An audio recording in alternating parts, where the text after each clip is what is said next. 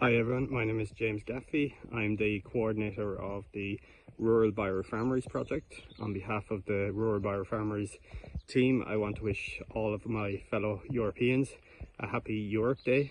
Our project is funded through the Circular Bio-Based Europe joint undertaking, and it's focused on trying to maximise the potential of one of Europe's most abundant natural resources, our grasslands.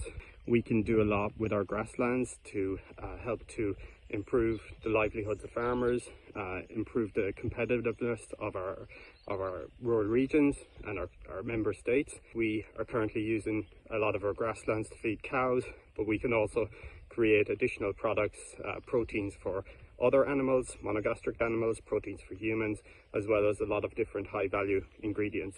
And that's the focus of our project, looking at the biomaterials, looking at the potential nutritional aspects for animals and humans, and also creating energy and fertilizers for residues that remain.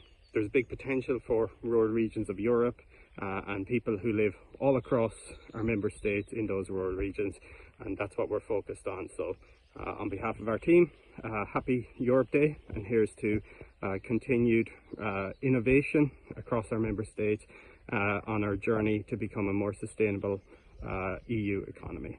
Thanks.